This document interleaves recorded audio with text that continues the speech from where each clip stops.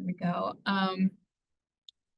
For those who just joined, if you're able to put in your name, title, and organization in the chat box for attendance. We're going to have 3 presenters for each presentation, if you wouldn't mind making sure that your mics are muted during the presentations. And then we'll have questions at the end. You're able to, during the presentation, either put your question in the chat box or use the raise your hand feature. For those who are in the room, we can address questions in person at the end. And then whenever you are asking questions, please state your name and your organization. And I think with that, we can go ahead and get started. Oops. Let's see. Okay. So we'll go ahead and get started with Jenny. Okay. Hi, I'm Jenny Narvaez. Can everybody hear me okay online? Yes. Okay, great. All right, so I'm going to talk about a new policy that we have here at the Council of Governments. I'm happy to say that it was approved by our Regional Transportation Council last week. And it's called our Air Quality Monitoring Policy. Okay.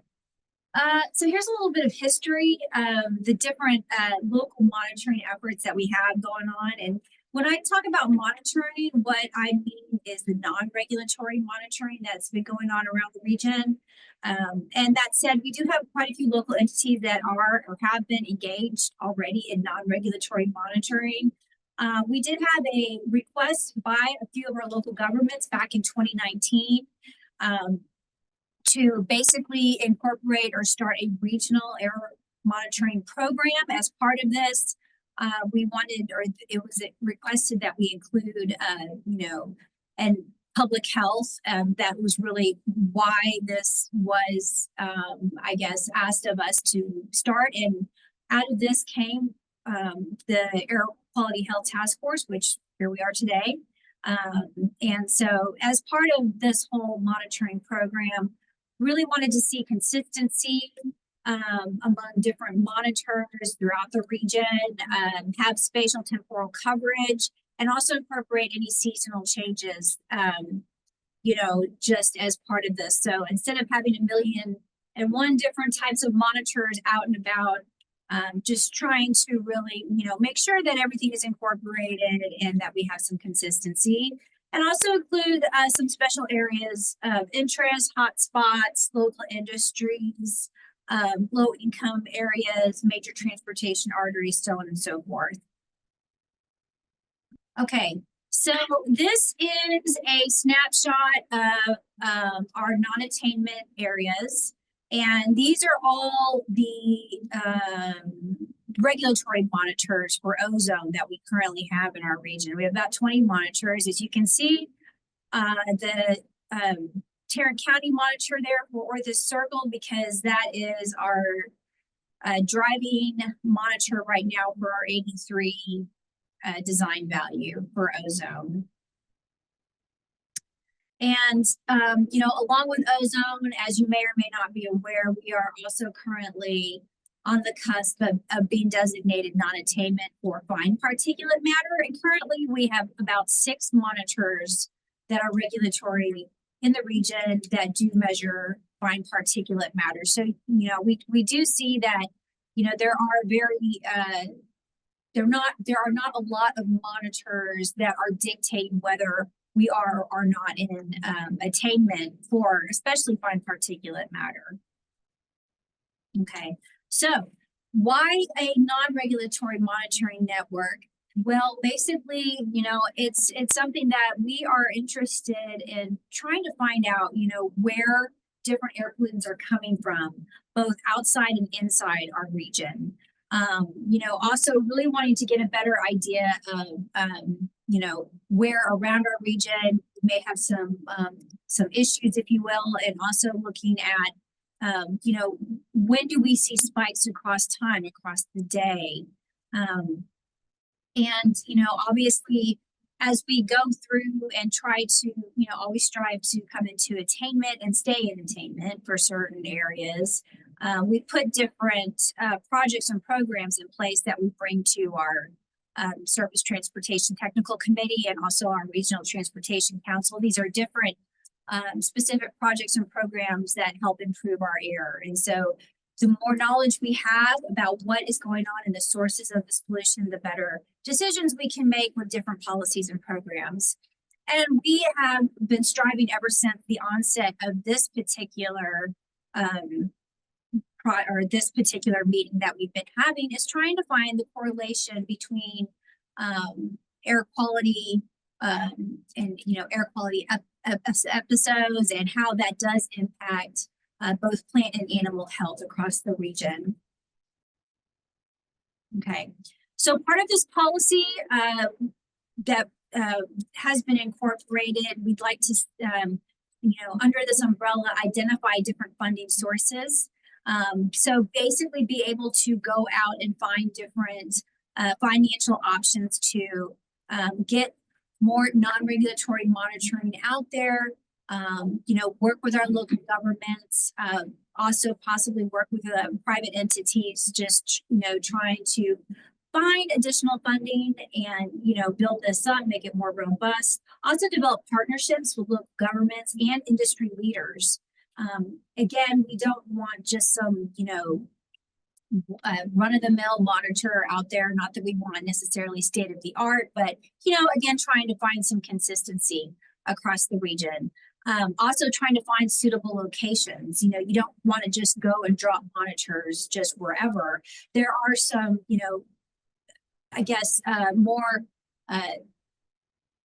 there are some places around the areas and the regions that are probably better suited to place a monitor than others. Trying to engage the community and, having reputable technology like I just talked about. And then implementation and deployment, again, having high quality monitoring, make sure that these are properly installed and maintained as well. And then also, as these monitors do gather data, having some type of management of the data and, some type of storage, and just make sure that this data doesn't just disappear, or, also ensuring that it is interpreted correctly. Public engagement communication is key with this policy. We want to, bring the data that is collected out to the public, out to our local governments, having this be more of a one-stop shop for air quality and also health data and how those two relate to each other. Developing educational materials for the general public in our region, as well as for local governments, and then engaging residents and stakeholders. Evaluation and reporting, going through and looking and assessing the performance of the air quality monitors, providing updates of different findings. So again, we don't just collect data and it just disappears. We want to bring it out and, bring it out to the public and local governments. And then, the different strategies and projects and programs that we have, adjusting those as we may feel is needed based on the monitoring results that we have. And then ongoing effort to bring low-cost monitors to the region, just, continuing to enhance the spatial coverage and evaluate the local condition of our air quality. We did request action and we got approval to incorporate the air quality monitoring policy to, again, develop local partnerships, pursue funding, extend the non-regulatory monitoring network, develop and provide a collective source of health-related information, and then enhance public engagement and information. Like I said, it was approved, and moving forward, we'd like to understand what, possibly what current efforts are being incorporated or being thought about for the future in terms of air monitoring. What additional monitoring may you like to see or would you like to conduct, and also what obstacles are in the way for local monitoring to get out there into the region. So what is everybody currently facing?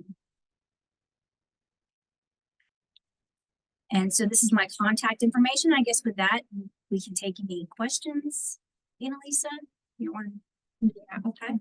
Yep, I'll be monitoring the chat, and if anyone has any questions, you know, feel free to unmute your mic. Just raise your hand feature, whatever you feel most comfortable with. Go back to the question slide. Yeah.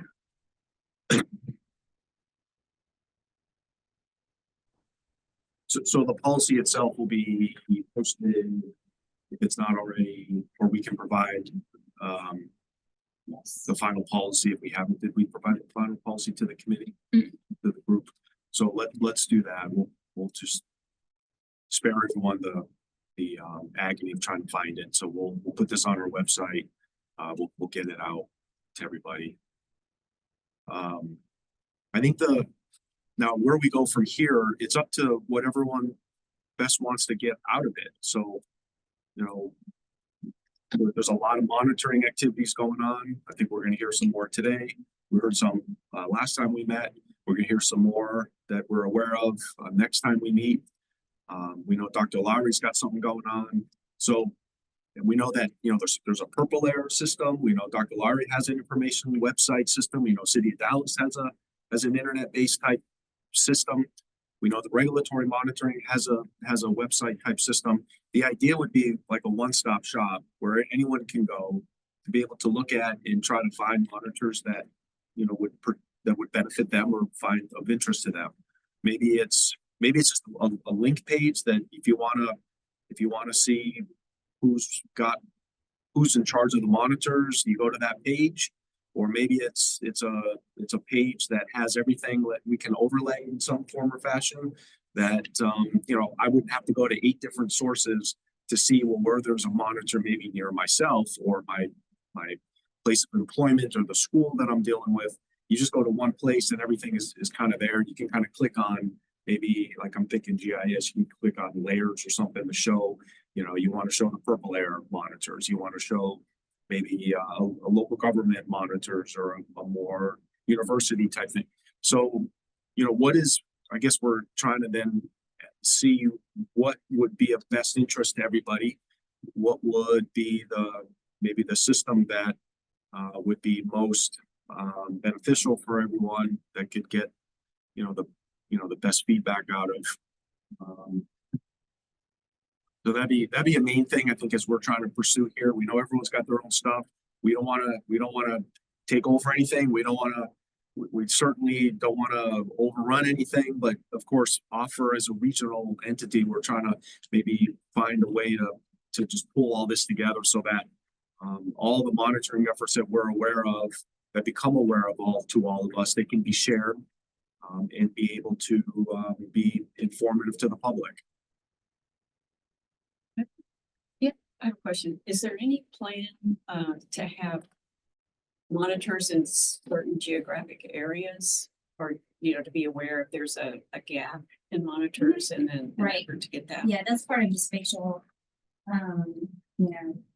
that we're trying to cover to make sure we are looking at, I pointed out the regulatory monitors that we have in our area right now, especially for fine particulate matter. We only have 6, and they're all right at, looks like at the core of our region. And so, yeah, definitely trying to make sure that there's spatial coverage out there, and putting these monitors in areas where, we do have some concerns.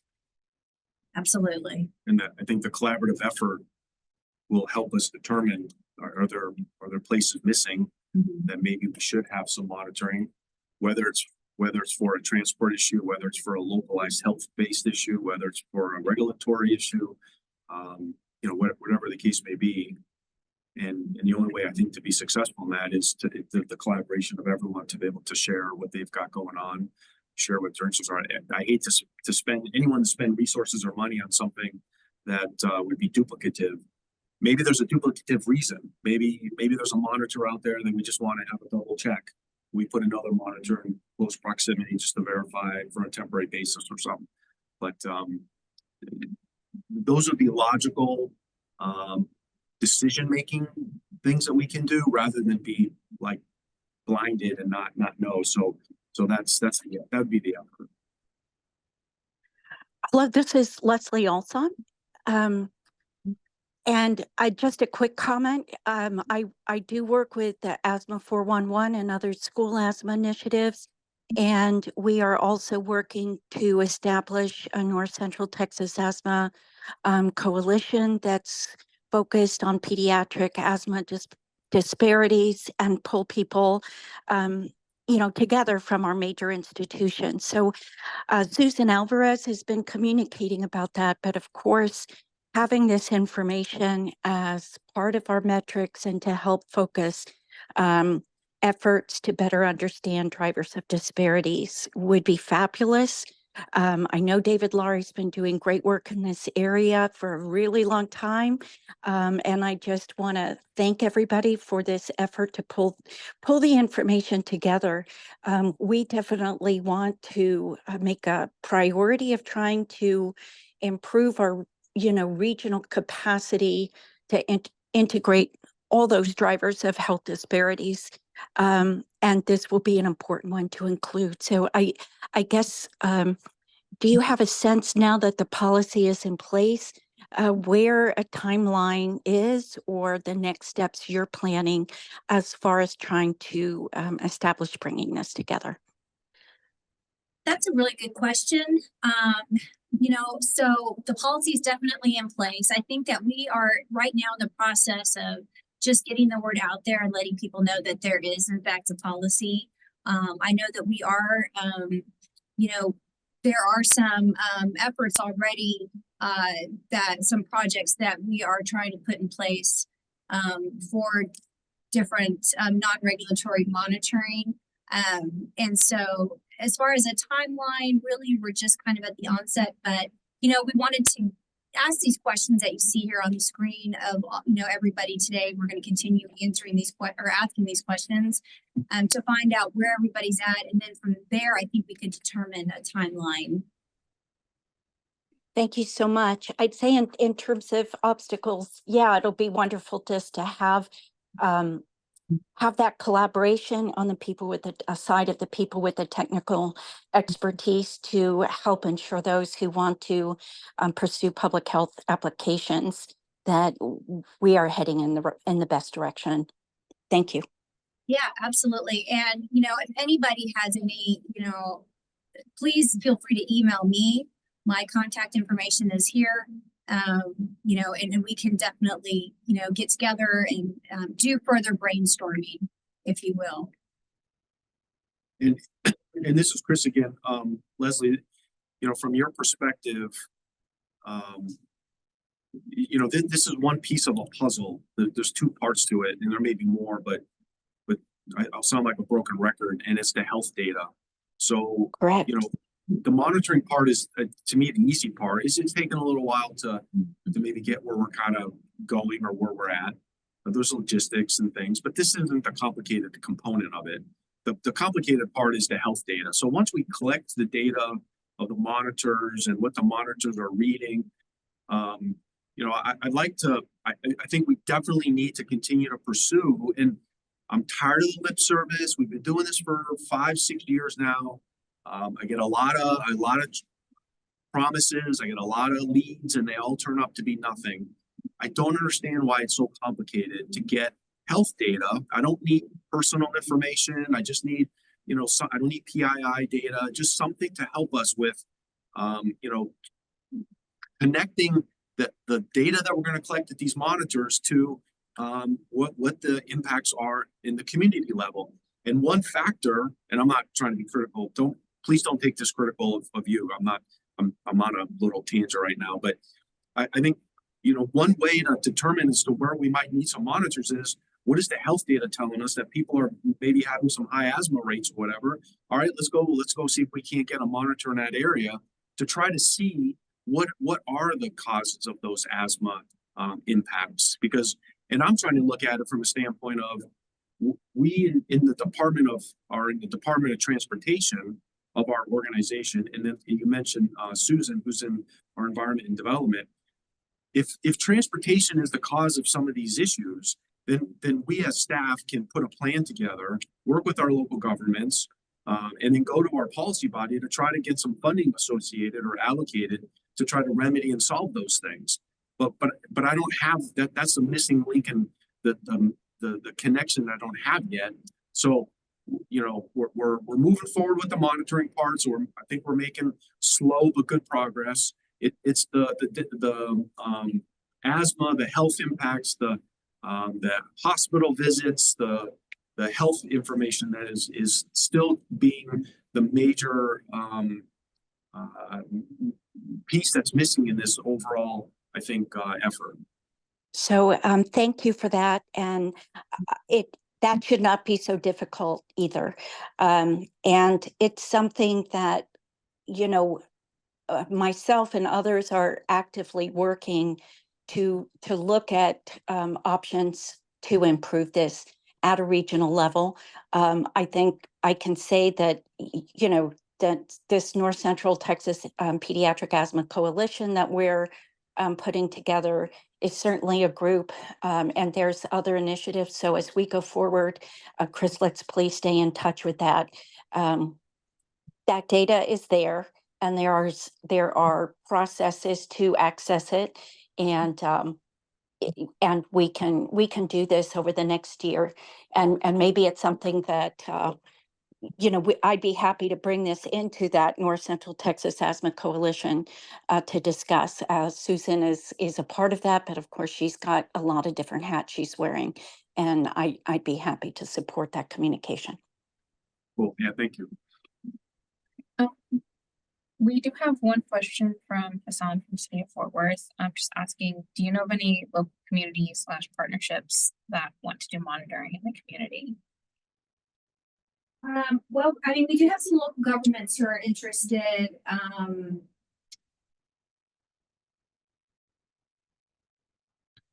don't know if we're aware of in like Fort Worth or Tarrant County, and we know like, and we're thinking, obviously, we're going to try to look at obviously health data if we can get it, but we'll look at also, you know, lower income, disadvantaged, Right. you know, community. Like, you know, I know Kevin Overton's here, past City of Dallas employee, led a lot of the monitoring efforts, if not all the efforts for the City of Dallas in the last, you know, 10 or 15 years. And, you know, Joppy, if I'm saying that Joppy, West Dallas. yeah, that was a community-based, high priority raised, hey, we want some stuff here, and I think you as a city, you know. Now, we went way out of our way. The GAF facility in West Dallas, we actually sought out monitors that would detect sulfur. Yeah. And put in that area just because of the issue with the roofing manufacturing. And in Joppy, you know, similar program trying to tailor what we had to the facility there at AMCO. And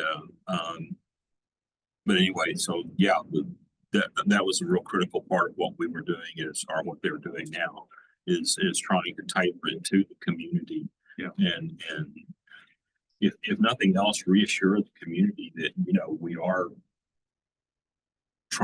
making efforts to make sure that you are breathing healthy air that, you know, it's not going to harm you in the long term. And whether we do that as a regional entity or, you know, we get the collaboration from the local governments to help us with the prioritization in your communities or where there might be some needs, we can work to like prioritize and try to rank, if you will, because obviously the resources will probably be limited.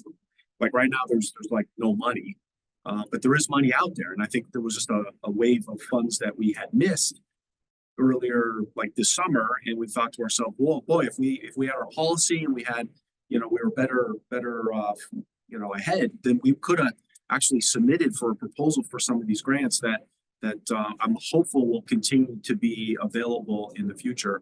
But right now, and I don't know if we've talked about it, I think in the past, or we'll talk about it very soon. We're going for action this afternoon, but we are recipient of some of the legislative Rider 7 money for particulate. Jenny showed you the map that there's 2 monitors that are over. So there's going to be more monitors coming in the next like 6 months. And they're really going to be based on where do we think the driving factors of these that's contributing to the higher particulate levels at these 2 monitors. It's not really driven based on, you know, like local community. if there's a local community interest that, boy, we'd like to have some monitors to be aware of what is surrounding us in terms of before we even get out, you know, take a step out, you know, at the beginning of the day, then that would be of interest, and we can certainly prioritize that stuff. Can I comment? One of the things that I've recently become aware of is, the TCEQ has really cut back on their mobile monitoring program. That they used to do a lot more mobile monitoring than they do now, and that might be an opportunity for the region as a whole, you know, coordinated through the COG as to do this rather than each city going out and trying to, you know, purchase some type of platform for mobile monitoring. I know we at Dallas were trying to put together that, but when Sue left and then I left, I'm not sure what the status of that is anymore. But I think that has a lot of potential, especially for community health-based issues where an issue arises, then you can deploy something quickly. Yeah, when you say a mobile monitor, it's like a monitor that's mobile. Yes, yes. It's not like we're wanting to look at on-road mobile. No, actually a van or a trailer or something that you can take apart and use, you know, for a short period of time or a medium period of time without having to put something permanent in place. That should be part of our arsenal. That should be part of Yeah, our. and like I say, the TCEQ has drastically cut back on that. Basically all they do now is emergency response monitoring, where there's a industrial accident, they go and park one of their vans downwind. Yeah. But and that's something that probably could be useful for the COG too, since y'all do emergency management, that it could be cooperative between transportation and environment and health and emergency management. I mean, maybe we could, you know, as we continue to gather momentum, it may be too late now, maybe not, but you know, there might be some legislative actions to be taken in the future to be able to try to allocate some funds to be able to have a more concerted, you know, effort in this. Again, as funding becomes available, maybe through EPA, we can, you know, have a plan already somewhat established, and maybe that's what this group is gonna. We could ask this group to help us with is, let's all plan a program and what our needs are and what our interests are, so that when a funding opportunity does come up, we're not being reactionary. We've already been proactive. We have a plan together so that, you know, we can deploy that plan to try to seek some funding to help implement that plan. And I know there is mobile monitoring that have been funded by certain grants and stuff, and you know, they're not really local to the region, but maybe, I don't know, maybe there's something there that we can continue to explore and grow. Okay, so Grace from EDF asked us if we considered using 911 data or syndromic surveillance data. I believe we've looked at 911 data or have considered it, so that's a really great suggestion, and we'll definitely look into that. And then Aaron from Dallas County says that health data seems to be one way. Those that collected don't want to share. Parkland's community health assessment is the exception, but would likely be willing to partner with COG provided monitoring opportunities. Okay. All right, well, does anyone have anything else before we move to our next presentation?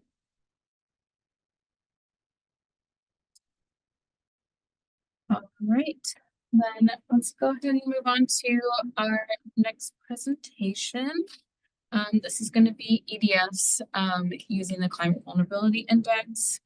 I'm going to go ahead and ask them to share their screen. So let me go ahead and just stop sharing our screen here. There we go. All right, and we'll go ahead and put ourselves on mute for now.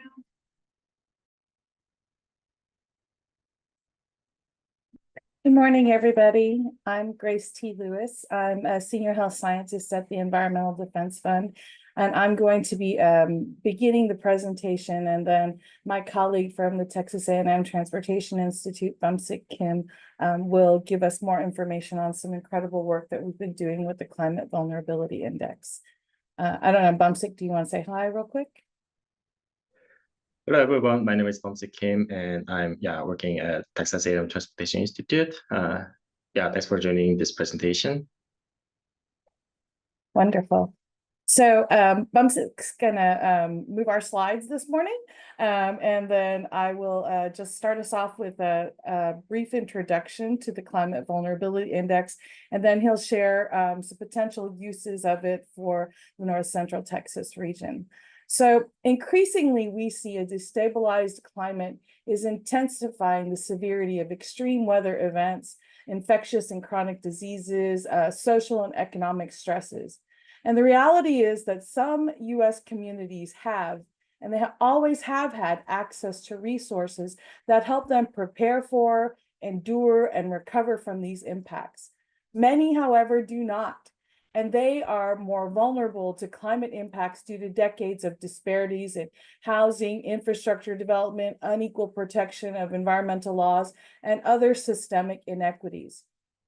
So EDF and Texas A&M University, with our community partners, so we engaged with a broad range of community stakeholders, environmental justice leaders who we've worked with for some time, to help us to develop this climate vulnerability index tool, with the idea of understanding the intersection between climate, environment, health, social determinants of health, including infrastructure. We sought to adopt a broad definition of vulnerability, and we took a systems-based holistic approach to considering the cumulative impacts of both pre-existing vulnerabilities and future risks from climate change.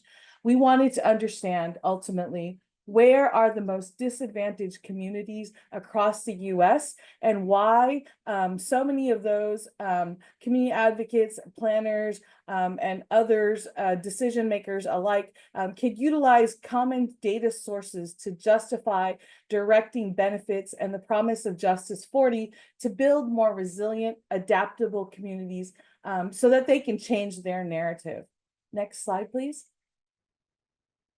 So this is just a quick summary slide, and I'm not going to take a ton of time for this because this material and information is readily available on our website, climatevulnerabilityindex.org. But basically, it tells us how we do this. So we reviewed well over 200 data sets for inclusion in the CVI, ultimately wind up with 184 indicators, which is more than any other equity and justice screening mapping tool that we know that's out available right now. We prioritize publicly available, nationally consistent data, meaning that it had data for all 50 states and the District of Columbia at the geographic resolution of the census tract. And a census tract, if many of you remember from the census, represents about 4,000 people. But as you can see for that little graphic, we can also look at this data on the county level, on the state level, by EPA and the same public health region, as well as nationally. So we can compare more than 73,000 census tracts or neighborhoods across the United States. We focused on data from 2017 to 2019 because this was a pre-pandemic and we wanted to avoid some of those anomalies.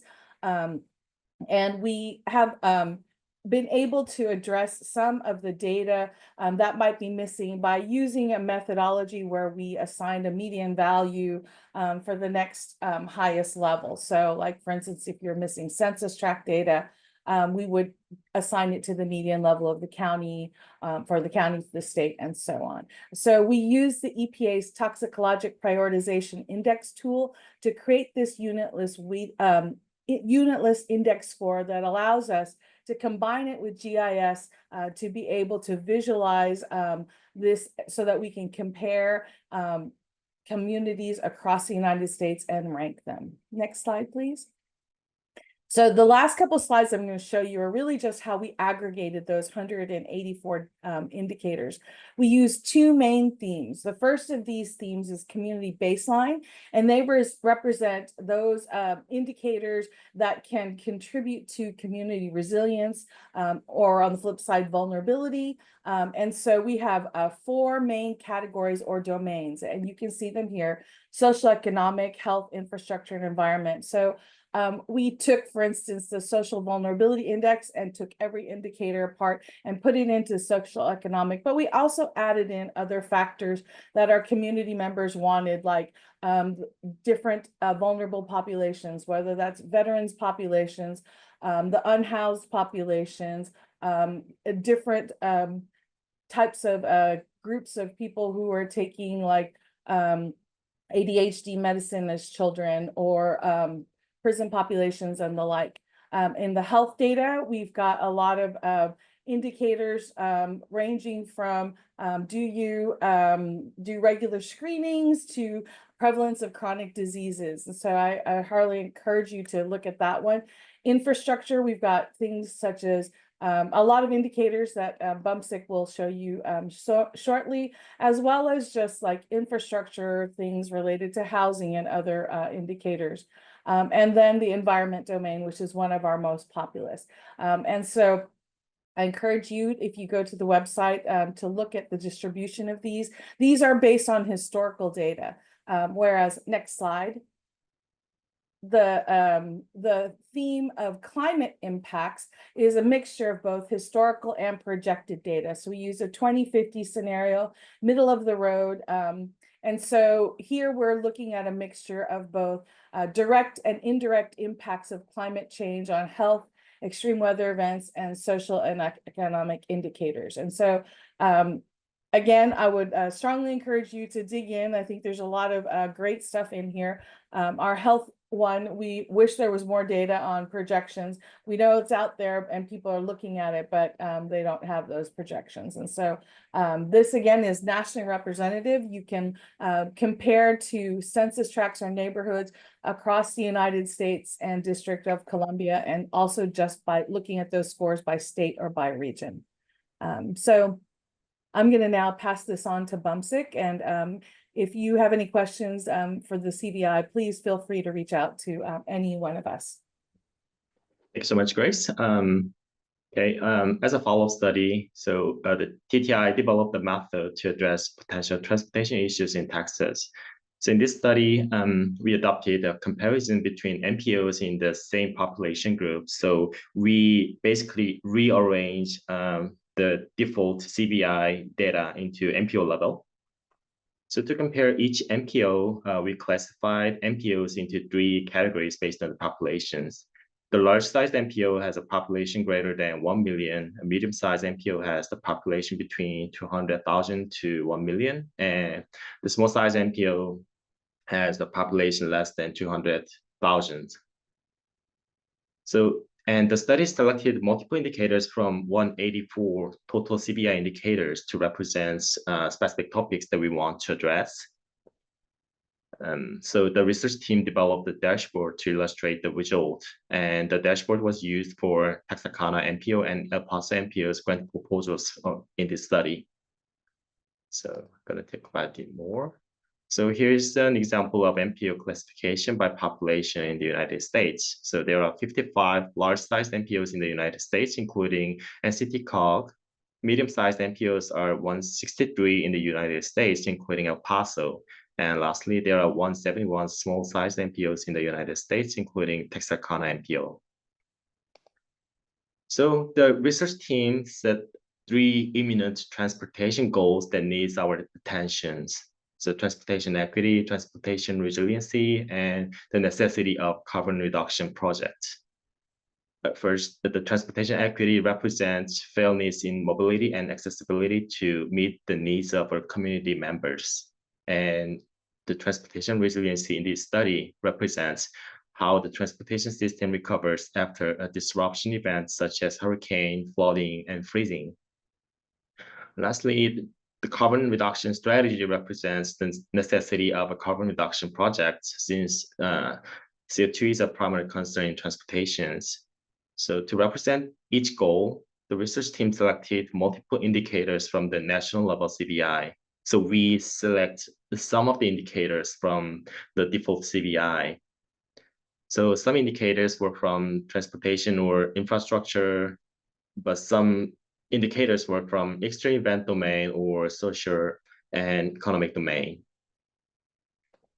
So since all CBI ranges from 0 to 1 and its unitless score, the research team used a simple average of selected indicators to represent each goal. And additionally, in this study, the research team developed variable importance factors to see if the individual index makes the average score more vulnerable or less vulnerable. So which means if this importance factor is positive or red color on the right side graph, it means that this index makes the overall score worse. And if the importance factor is negative or green bar, this index makes the overall score better. Okay, so here's the example of the dashboard. The colored map represents the aggregated score. So this example shows the map of transportation equity. The red colored census tract represents more vulnerable in terms of transportation equity, and blue color represents less vulnerable. And also the dashboard shows the variable importance factor graph in the middle, and also it shows the rank among all MPOs in the same group. So let's talk about it one by one. So based on the analysis, we found that the downtown area in Dallas shows less vulnerability in terms of transportation equity, and the rural area shows relatively higher vulnerability than in urban area. The equity rank in NCTCOG is 46 out of 55 large-size MPOs in the United States. And for example, this example, the transportation equity shows somewhat special patterns, which is lower vulnerability in downtown area and higher vulnerability in suburban or rural area. The next dashboard shows the transportation resiliency in NCTCOG. The map seems that there's no special trend in this area.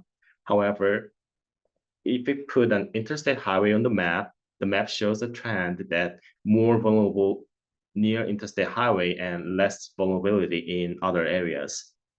So this is because the transportation resiliency in this study heavily relies on VMT on the road. So as we defined previously, the transportation resiliency in this study represents how the transportation system recovers after a disruption event. And this means that roads with heavy traffic are more vulnerable than roads with light traffic, even if the same severe weather events happen on both roadways. The necessity of carbon reduction projects also shows similar trend. The carbon reduction score has multiple VMT indicators, and this is what the study team intended. We didn't use weighted averages, but some indicators are highly correlated with each other. In this example, we have multiple VMTs like total VMT, heavy vehicle VMT, passenger vehicle VMT. So if we include those indicators that work as more weighted variables than the other indicators. And for the necessity of carbon reduction projects, the study team thought more VMTR needs more carbon reduction projects. So that's why we include multiple, so somewhat different, but highly correlated VMTs in the same, to represent the same goals. And as you can see, if we put the interstate highway on the map, it shows the area near the interstate highway shows more vulnerability than the other areas. Okay, let's move on to the use cases in this study. So here are the use cases that we developed for Texarkana MPO and El Paso MPO. The first one, Texarkana MPO, you can see on the left-hand side. So we used this method for their USDOT RAISE grant in early 2024. So the target project was I-30 rehabilitations, and they wanted to show that the target area has poor road conditions, poor pedestrian path, poor economic activity, and poor air quality. And the study team customized indicators for their needs, and we found that those 4 census tracts were more vulnerable than the other census tracts in Texarkana MPO. The other case, which shown on the right-hand side, was developed for El Paso. Actually, yeah, this one is used for selecting potential locations for air quality monitoring stations. This was not intended for a grant proposal, actually, because there was no funding opportunity at the time. But instead, we used our method to apply Imaginary TCQ Rider 7 in 2018, which is improving local air quality monitoring networks. So the research team selected adequate indicators from CVI, the national level CVI, to represent more air quality vulnerable areas and put it on the map with the CAMS locations in El Paso. The CAMS stands for Continuous Ambient Monitoring Stations. So based on the information, the study team proposed a new potential CAMS locations where the map shows more vulnerable and there's no CAMS near this area. So those 3 are the potential locations we proposed to El Paso in this study. So next one. So yeah, for this presentation, we tried to develop some dashboard for NCTCOG to represent NCTCOG's 2045 MTP goals. So we found that there are 4 core goals in the plan, which are mobility, quality of life, system sustainability, and implementations. So we tried to find indicators that can represent those goals. So here's the selection results. Based on our understanding, we choose those indicators from CVI to represent 2045 MTP goals. Some indicators such as PV market penetration, crashes per 10,000 VMT, and TechStop project cost per capita are not available in the published national level CVI. So you can't download any data regarding that, but you can download all data, all 184 indicators, the raw data and process data on the CVI webpage. So those 3 indicators, except those 3 indicators, we collect every data from CVI webpage and we process those 3 data to represent more detailed information for Texas. Okay. So here are the NCTCOG RTP goals dashboard and findings from the analysis. So we tried to see the most vulnerable area in NCTCOG. So we put a slider to filter more vulnerable areas. You can see on the right-hand side here. So based on the result, we found those 5 regions are more vulnerable than the other areas in NCTCOG.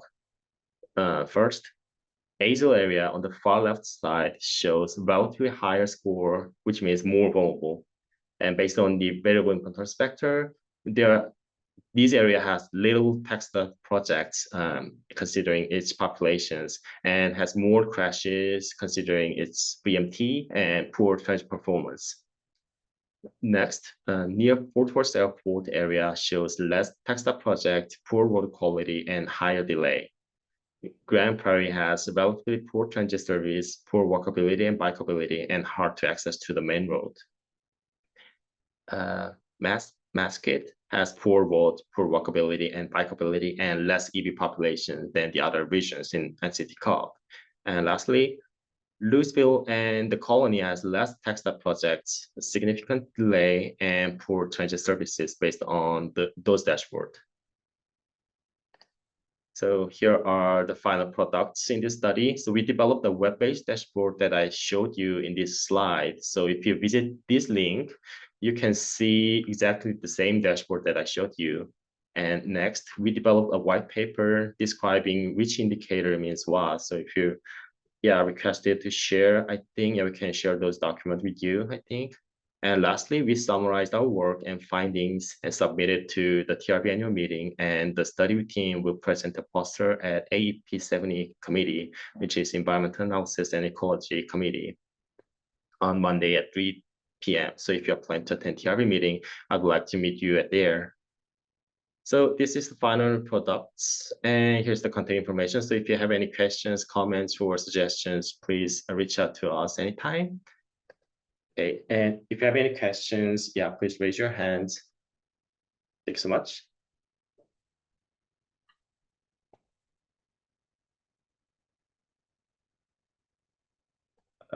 Awesome, thank you. Does anyone have any questions? And in the room, you can also check in the chat.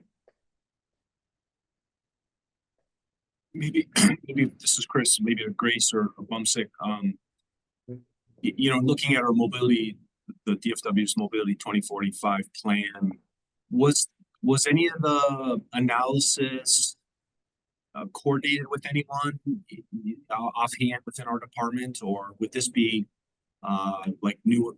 This is the first I'm seeing it. That doesn't mean that that's not the case for our organization. You know, there's some implications there. There's some findings there, and you know, we certainly want to be respectful to it and trying to be reactionary to these types of things. We are developing a 2050 plan right now. And maybe some of this stuff could be taken into consideration as we're developing that plan. So if folks, whether folks have or haven't, there's probably more conversations that we could have. But then I guess, you know, maybe are you aware of any extent of conversations with anyone in our departments in the development of this? Yeah, I can take a quick stab at that one. And hi, Chris, how are you? We did, I mean, you guys, NCT COG were key stakeholders as we were developing this. We worked with your organization to try to like think about indicators and stuff. And so if you remember Nick Van Housen when he was there, and Jenny also helped us work on this tool as we were developing it. But I would say I will leave it, I will hand it over to Bumsick and Maya, because we did take the tool itself and create this additional dashboard, which is really MPO focused and added. We have also collected some additional layers to, as Bumsick said, to create like a Texas specific tool. And so those aren't in the CVI national, but we do have that and it's available to you guys if you're interested in using it. So Bumsick or Maya. Yeah, thanks, Grace. So this is Maya Draper from Environmental Defense Fund. So Chris, I think that's a great question. And so as Grace mentioned, you know, we have been in touch with your department in terms of the initial development of the CVI a few years ago. These transportation dashboards, the example that Bumsick shared is really kind of our best guess based on your kind of publicly available plan. So it's really meant kind of as a demonstration. What I think is really exciting about these dashboards is there is the ability to tailor them so that they do kind of show what you would need them to, right? And so it's kind of a process. What we did work directly with El Paso and Texarkana to do the dashboards that Bumsick mentioned there, looking at their RAISE grant and air quality monitor siting processes. And so in those cases, we did actually go through and kind of you know, look at kind of the indicators that were most of interest to them, isolating those out from the CVI, and kind of developing a filter and a dashboard that specifically fits those needs. The transportation equity, the resilience, and the carbon reduction dashboards are more standardized, and those are available nationally. And so the real kind of the innovation there is really just kind of, you know, again, isolating out these factors. Obviously, we've defined, you know, equity, resilience, and carbon reduction in a particular way that's sort of standardized across the US, and that could be played around with. But the main kind of the idea there with kind of creating those national dashboards specifically for these issues is to sort of simplify from the overall CVI, because I think the Climate Vulnerability Index, you know, as Grace mentioned, it is a very comprehensive tool. There's an incredible wealth of data. Per the conversation earlier in the call, I would definitely encourage you all to check out some of the health indicators and the air quality indicators that are in there. This specific dashboard, you know, we include some of that in the context of equity, resilience, and carbon reduction. But the kind of the goal here is kind of the simplicity and the ability to benchmark as compared to other MPOs, because that was sort of the feedback we were hearing from El Paso and Texarkana, who we worked with directly, and we've also shared this with HGAC and gotten feedback as well. So yeah, I would definitely, we would welcome your feedback. And if y'all are interested in applying this to any particular use case, happy to talk more about that. Or incorporating it into your 2050 planning. Yes, absolutely. Absolutely. Yeah, Did you want to, sorry, go ahead, Chris. Say, let us, you know, take a deeper dive into the, like you're saying, you know, Nick, who's no longer here, and Jenny, who's not at this, who had to depart the meeting. We're involved in the development of the tool, and then maybe we're seeing the results of maybe for kind of the output from maybe the first time. So we'll let's take a deeper dive into this and see what impacts it could have in terms of our ability to, you know, influence our planning process. Absolutely. And I know that we've also, Madhu has also been a part of this, and we're interested in like, how do we make this more robust for criteria for selection of projects or any of those other things as well. So we're happy to dig in with you guys and see how can we make this tool even more useful to you. Bumsik, did you want to add anything? Yes, thank you. So yeah, as Maya mentioned, the primary goal of this study was to develop some more kind of simple method to scan all over the space in like MPO level in the United States, and or even some wider level. I think, yeah, this study meets its requirement. So we delivered some kind of easy method, easy to understand method. But I personally think if we need to use those data, this method for the actual planning or actual the detailed scanning, we have to tailor some indicators in the current CBI. So yeah, those list of CBI indicators were developed based on the conversations, but it doesn't represent everyone's opinion. So we may need to discuss with someone who really wants to use those indicators. So for example, we use for resiliency, we have flooding here, and we have cold wave, and we also have urban heat island here. So those two, the cold wave and urban heat island, is kind of very contradict each other. So I would say if some area wants to address, for example, in Texas, in most of the Texas area, I think, yeah, cold wave is not a big issue, I think. So it needs to be tailored based on the subject area, I believe.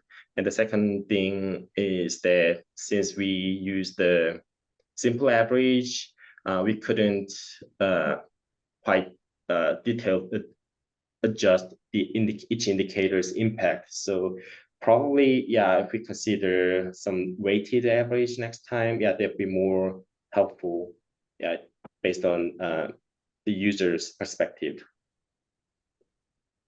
And if you get a graphic that show like units or something, because like urban heat island extreme heat days, I mean, if it's 90 degrees, it's probably extreme for me. But now we're getting to the point where, you know, is it a new norm where we're starting to see 115 outside on certain days? You know, so some of these things are moving targets, and they, you know, then unless there's like a specific, maybe you already have like a specific, like here's the break point, and if we continue to see more above that break point, well then that probably is telling you something. Rather than moving the break point, you have a break point, and then, you know, how often is that break point being hit, you know, on a you know, annual basis or something. So yeah, and we're happy to like work with you guys to we can integrate localized data sets with the CBI. So and with this dashboard in particular. So yeah, we're happy to, like, as you kind of like have an initial look at this and the results, like we can do follow-ups where we can dig in and try to make, as Bumsik and Maya were saying, kind of like tailored indices or play with different weightings and other stuff to help to create those scenarios that would be most helpful to NCT COG and the planners. would you know, so, you know, as Kevin is here, you know, and Kevin again was instrumental in, along with Susan in the probably the first iteration of the City of Dallas Climate Action Plan. But like, so we're talking COG, we're showing the 16 county plus region, but what about like a local government, like a city of Denton or a city of Dallas or Fort Worth or someone that may want to, you know, possibly use something like this? Could they use something like this? Is it recommended for something on a more finite scale at a local government level? Absolutely. Actually, we did a pilot project, which Maya can lean in on and give more details, that we partnered with UT Austin LBJ School, where we created a toolkit for municipalities to utilize this data. So Maya, do you want to give a minute or so to describe what Sure. we did? Yeah, no, that's a great flag. So we kind of similar to the kind of efforts here to kind of tailor the CVI to transportation issues. We also created a comprehensive climate and health action planning toolkit, which is focused on especially smaller municipalities, but really municipalities of any size that are looking to develop climate and resilience action planning in a way that pays attention to some of the differential health impacts. And so the goal again is to really use the CVI to help cities to understand, not only for the region as a whole, but within their municipalities, how do different types of impacts vary across census tracts. And so the toolkit really takes you through identifying kind of what are some of the highest priority issues or biggest challenges that are going to be faced at that level when we look at really climate and environmental challenges, including air quality. Actually, that was definitely an area of focus as part of that effort. Secondly, what are some policies that can be used to address that? And I think that it's certainly kind of complementary to some of the greenhouse gas reduction toolkit work that you all have done, and I know EDF has been involved with as well through the Climate Corps program. So definitely kind of complementary to that. And finally, we provided a database looking at kind of different funding opportunities that are available to fund kind of different types of projects. We piloted the toolkit with two cities, one of which was actually in the DFW region. And thank you to Jenny for helping, and Nick, who was there before, for helping connect us with the city of Grand Prairie. And so we worked with the LBJ School, Policy School at the University of Texas at Austin, to develop some recommendations based on the toolkit for Grand Prairie specifically. So I'd be happy to share those and kind of what they've created. We also worked with St. John the Baptist Parish in Louisiana and provided similar recommendations. So happy to share more information about that as well. The toolkit itself is available, and then again, kind of those recommendations that we prepared for Grand Prairie, and that was in collaboration with the municipality, and conducting interviews and talking with leadership and all of that. So yeah, that's another really promising area to look at, and I think it can inform climate resilience planning, efforts to address air quality issues, and various different priorities, because it is such a comprehensive tool. It can definitely be tailored. And as Maya said, like maybe the tool that you guys, we've been working with you guys on the greenhouse gas strategies toolkit. So lots of opportunity there. Great, thank you. Awesome. Does anyone else have any other questions? I'm not seeing anything in the chat. Well, thank you, Grace, Bumsick, and Maya for presenting on this. This is really great, and we'll definitely share this with the committee on to see if anyone would like to use this for air quality or any other matter. So thank you. Thank you for having us today. Thank you so much. All right, so next we're gonna have Catherine Barnett from City of Denton present on the City of Denton's air quality monitoring program. I'm just gonna share my screen really quick. Just give me like a couple seconds.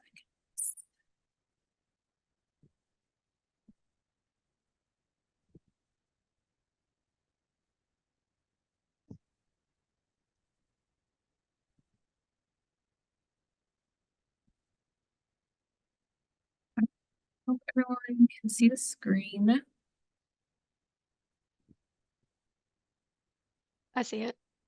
Awesome. All right, Catherine, whenever you're ready.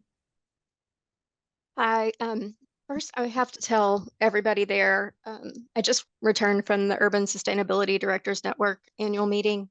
And I don't know how many times I was at a table with other people from Texas and they said, oh, you have a good cog, or, oh, you have the good cog. We can't do that. So I just wanted to pass that along to y'all because y'all are appreciated throughout the state. That's great to hear. Thank you. Yeah. We can just go to the next slide. We started on the monitoring path a couple of years ago, kind of following in Kevin's footsteps here, with a lot of help from Kevin along the way. But our community and the city both really want to understand more about our air quality and the distribution across the city. And we want to be able to communicate that better with residents and provide access to the information. And hopefully be able to use some of that localized data for decision making. Kind of what Chris was talking about earlier. Can we, tie something to one particular source in an area and try to do something to mitigate that? So that was kind of our thought process was starting the program. Next slide. And anybody who's worked in the space for a while, you know that the regulatory monitor in Denton has been the worst monitor for many years. Luckily, we share that with Pilot Point now. And then the one more centralized this year. So we've been doing our greenhouse gas inventories since 2006. We have had a community reduction of 36% emissions over that time. And then in 22, we adopted the science-based target through the IGLE program and made a goal of net zero by 2050. So to do that, we just wanted to look more at the localized data. Next slide. So we worked with our sustainability framework committee. We developed a sampling plan looking at the spatial analysis. JT, whom y'all probably all remember, did a great job with that. Then we presented that to our sustainability framework committee, and that committee was tasked, the citizen committee appointed by council, and they're tasked with the implementation of the framework and to advise on that and be that community link on the implementation. So they were very supportive of the sampling plan and the program and allocated funding for us through the Sustainability Framework Fund. And we're fortunate that our council saw the importance of our work and are dedicating funding annually from one of our larger electric customers, and our electric department fully supported that. So we have a lot of support to do this. So they approved up to $150,000 for our monitoring program. And that was approved in October 23. Next slide. And any municipalities, you understand the solicitation process and the acquisition challenges. We had to go out a couple of times to get to what we were really looking for. So we finally got that in place. We began the installation in January of this year, finished up first round of that.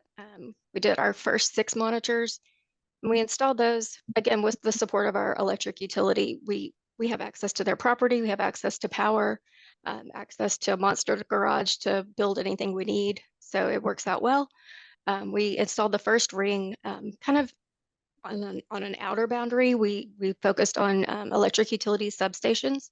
So they're not directly street level or influenced directly by the traffic there. And then our next round, which I didn't know we were going to get it wrapped up so soon, but they installed the last of those earlier this week. So we have all 12 monitors up and reporting now. Next slide. So just a little bit more about how that installation worked. And I have Caitlin Davis here as well, and she's been coordinating the installation if anybody has any questions about how that worked. Having an electric utility, we were able to do all of them direct wired to power. So didn't have to do the solar power monitors.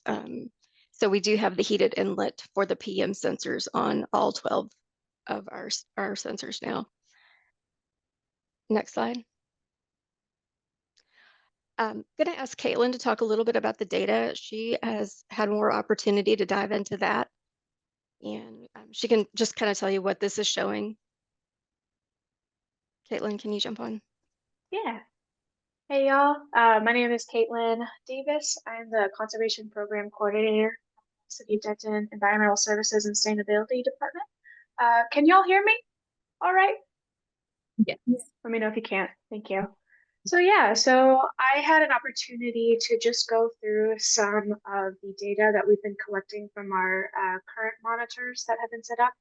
Like Catherine mentioned, we have 6 that are currently set up that they were installed in January, February of this year. And so I had an opportunity to go through and just parse through some of the data that we currently have. Here are just some graphs of daily averages throughout July.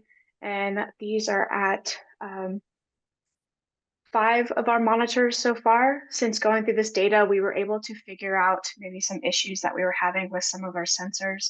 One of our sensors currently, we've just had to repair one of our gas particle sensors. So we've got that up and running since we were able to go through this data and figure out where some of those discrepancies are. So here are just some examples. All of our monitors, we are measuring total volatile organic carbon, ground level ozone, sulfur dioxide, oxides of nitrogen as well. And if you'll go to the next slide, please. And then we also measure PM 2.5 and PM 10.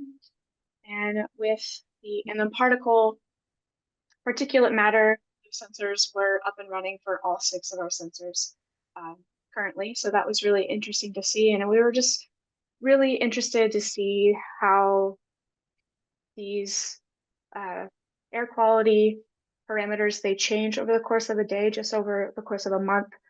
And we're still parsing through that data right now, but this just gives us a good opportunity to look at what we have, figure out any issues with software, so that whenever we start wanting to report this data to the public, we have a good idea of how to do that best, that is helpful and understandable by our community.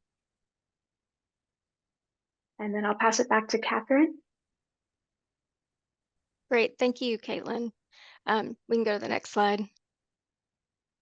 So we're going to continue to collect and monitor data. We have started trying to envision the web dashboard that we want to create. We're going to initially update that monthly instead of real time, just until we get more comfortable with the sensors and any issues we may be having with that. And then we'll be able to do annual reports back to the community. We can look at specific areas. So I'm super excited about the ideas of a more regional dashboard that we could share to.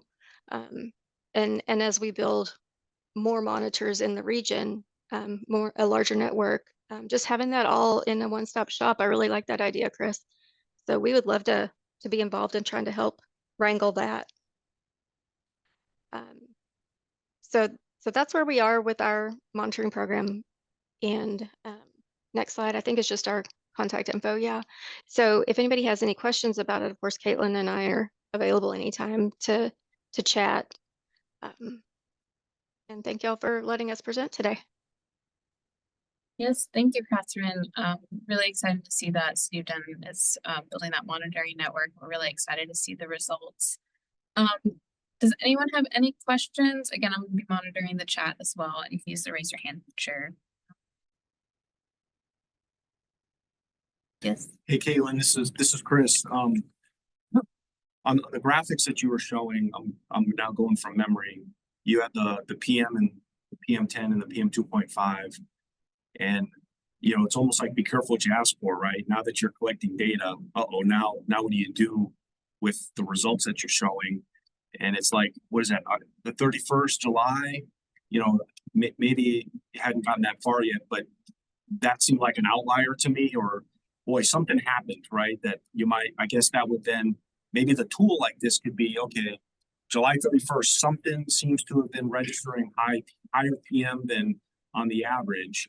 Maybe there's an outlier, maybe it's something that just gets thrown away, or maybe it's something that there was a controlled burn or whatever the case may be. And then that's where I guess other staff would have to maybe start looking into like, okay, if we're going to show this or report this, there may be needing to be some defense for. So like, you know, Kat, you were saying on a monthly basis, just to be able to get some of the bearings behind, you know, kind of what is it that you might be showing? Because I can envision people that really are paying attention to this may have a whole lot of questions.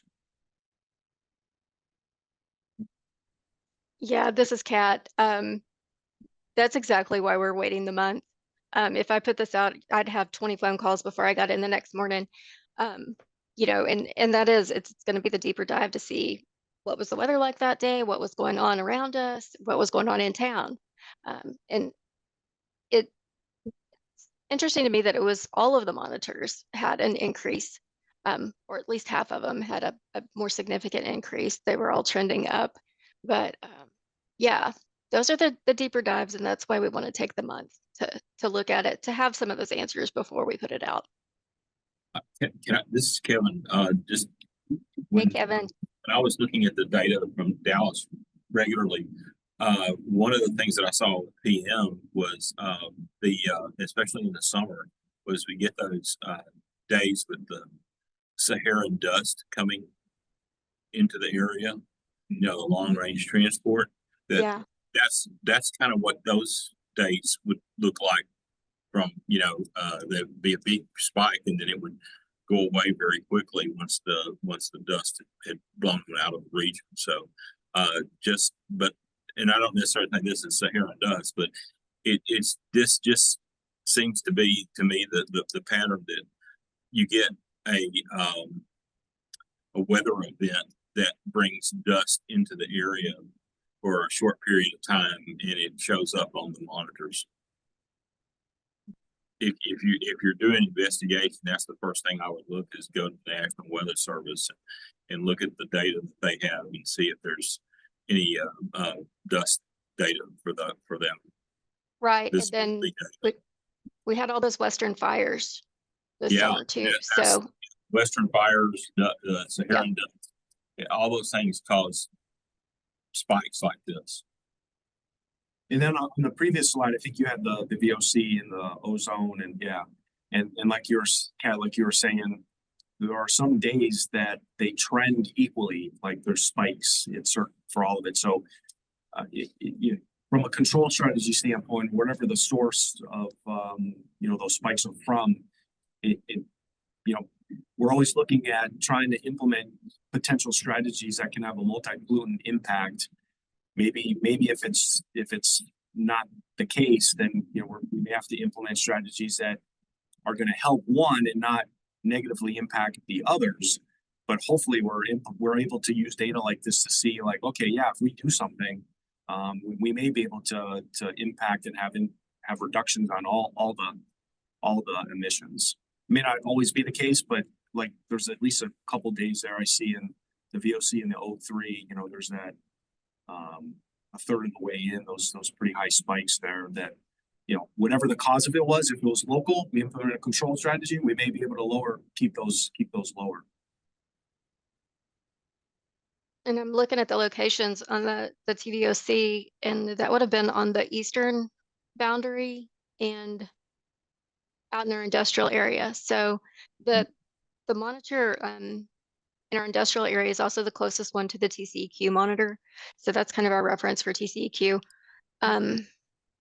But yeah, it's interesting to see where it came in. I mean, and my first thing would be, let's go look at the pilot point monitor and see what that looked like that day. Yeah, lots of fun trails to go down with the data. Like how you said, fun. Yeah, gotta keep at it. Gotta look at it prospectively that way. Otherwise, it'll just drive us nuts. Right. And the second round, we have a few that are, it's close to the bus stop for the school, or it's close to the school pickup line. So we can see some of that we know would translate across all monitors. If there's some strategy we could try there, which, that no idling in the car line is the bane of my existence. I don't understand it. I don't know why people can't do it. Does anyone have any other questions? Good job. Yes. Thanks this for all is- your help, Kevin. Well, thank you for saying that. All right, well, it doesn't look like anyone has any other questions. Oh, there's one in the chat. This is from John Lim asking, do you have VOC concentrations for individual species? Since VOC seems to trend better with ozone compared to NO2, it might be great if we can see VOC trend by species.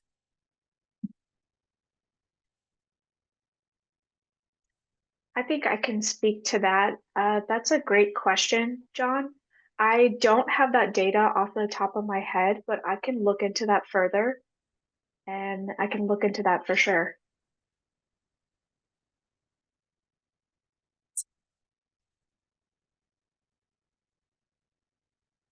All right, any other questions?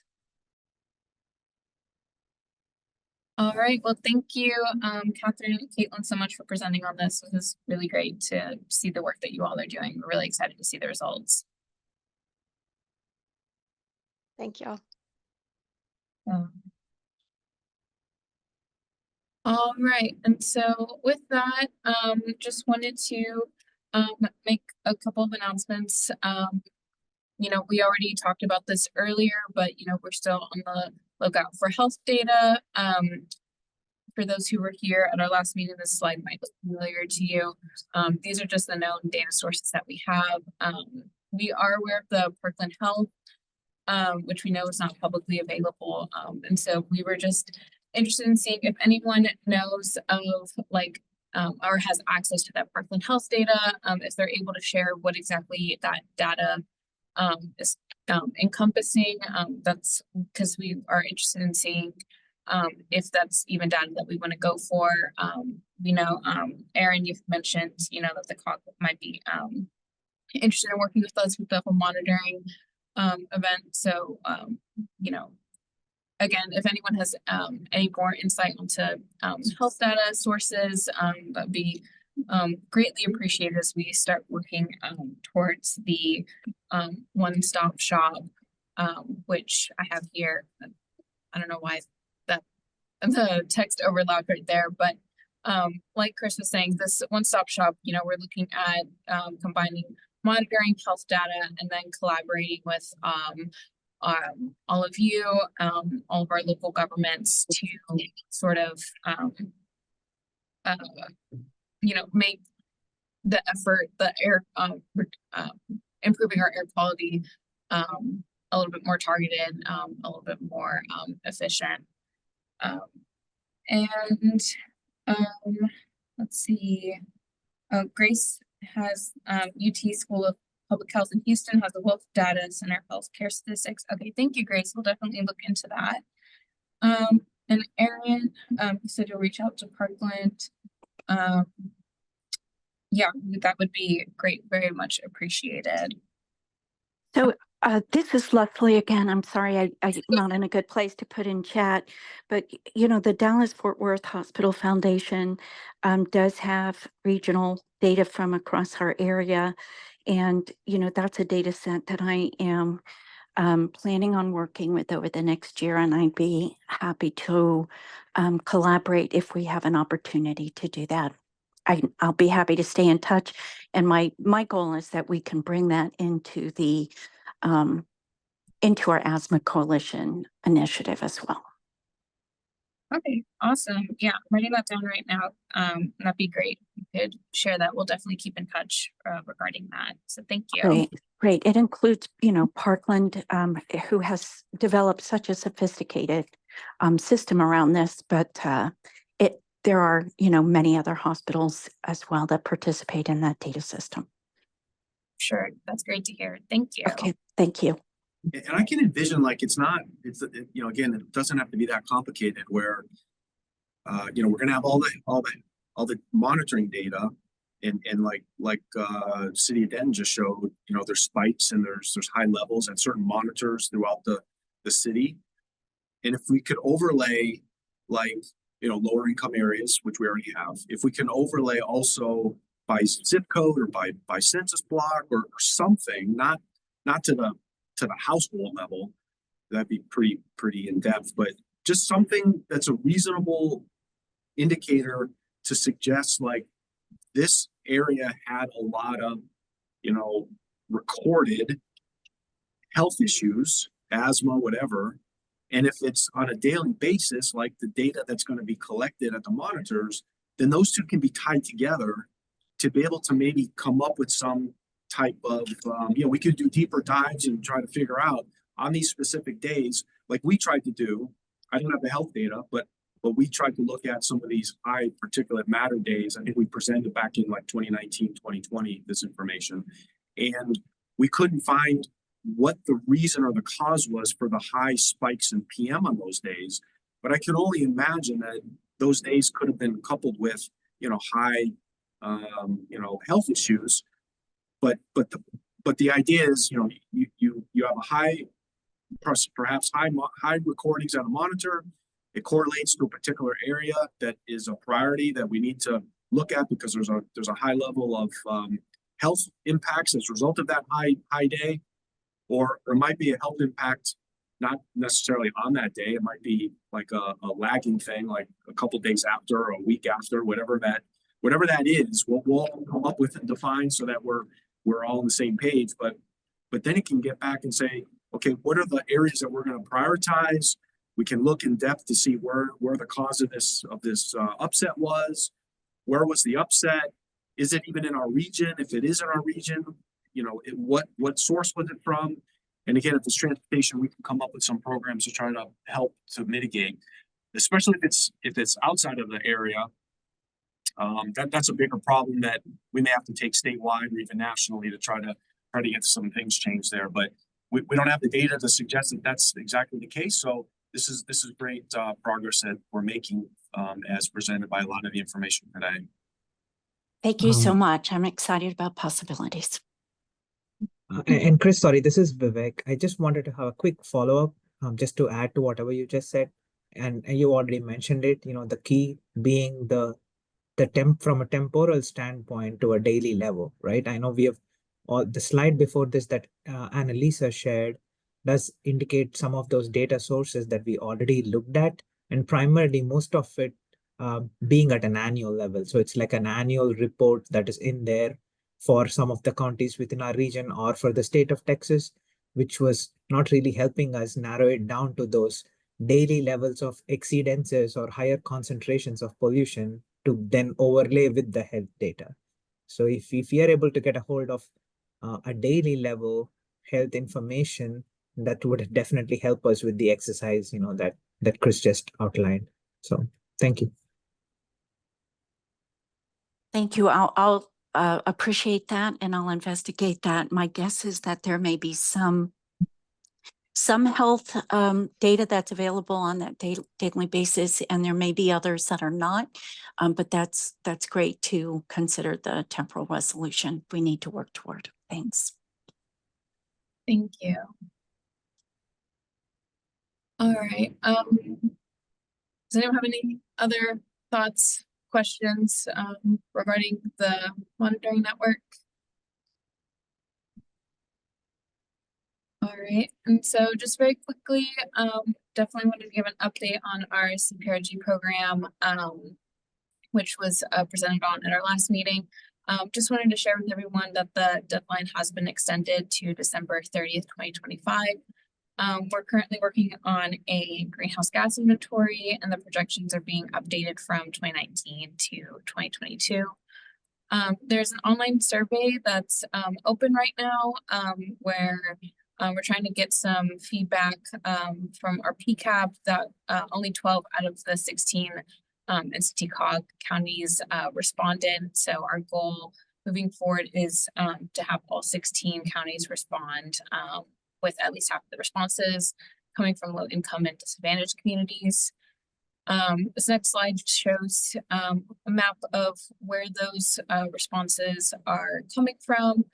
And so this is just from the PCAP. This is those responses. So the CCAP, the goals are to double the survey responses. Upcoming engagement opportunities for you all to put on your radar, share with those who might be interested. November 7th, there's going to be an engagement opportunity at the Weatherford College, going over the DFW Air Quality Improvement Plan. And then on November 12th, there's going to be a virtual meeting on water, wastewater, agriculture, and solid waste measures.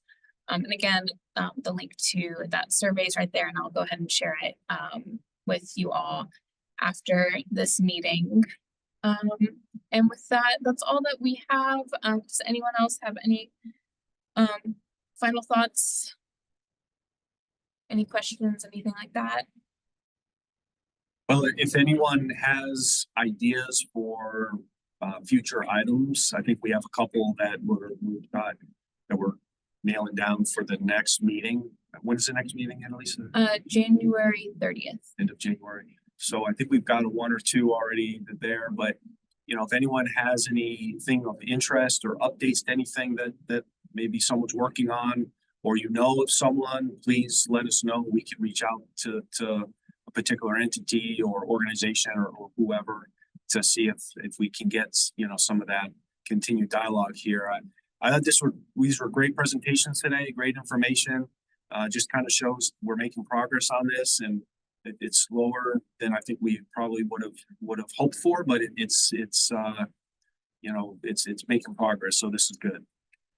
Yeah, for sure. And I think just to tag on that, like Chris is saying, if anyone has any like burning questions that you're wanting to have addressed, any ideas for upcoming presentations, you know, we're here to serve you all as the COG, and so we want to make sure that these meetings are beneficial to you and your efforts when it comes to air quality health monitoring. So thank you again to the presenters. Really great presentations. And with that, if no one has anything else, go ahead and give back 30 minutes of your time. Thank you all for joining us today. Thank you. Thank you.